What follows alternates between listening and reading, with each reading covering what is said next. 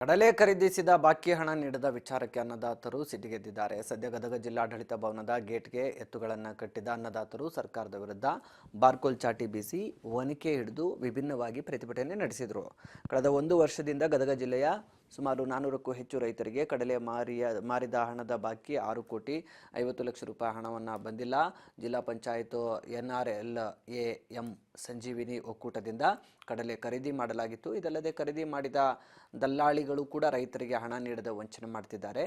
ಈ ಬಗ್ಗೆ ಜಿಲ್ಲಾಡಳಿತ ಜಿಲ್ಲಾ ಪಂಚಾಯತ್ ಸಾಕಷ್ಟು ಬಾರಿ ಮನವಿಯನ್ನು ಕೊಟ್ಟರೂ ಕೂಡ ಕಿವಿಗೆ ಹಾಕ್ಕೊಂಡಿಲ್ಲ, ಸ್ಪಂದನೆ ಸಿಕ್ಕಿಲ್ಲ ಅಂತ ರೈತರು ತಮ್ಮ ಆಕ್ರೋಶವನ್ನು ಇವತ್ತು ಬೀದಿಗಿಳಿದು ವ್ಯಕ್ತಪಡಿಸಿದ್ದಾರೆ.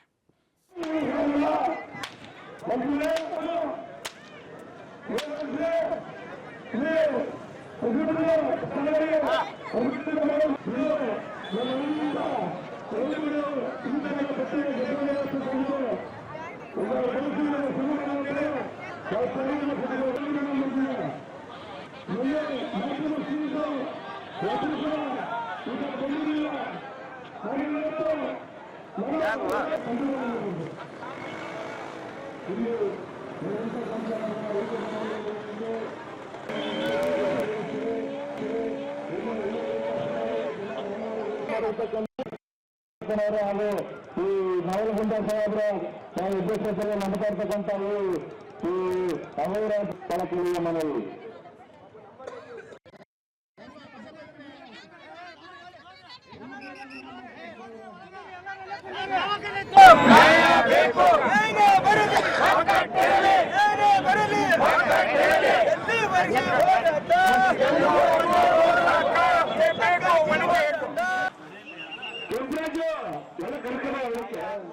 ಕೂಗಾಯ್ತು ನಾನು ಮೈಕ್ಲಿ ಸುರೇಶ್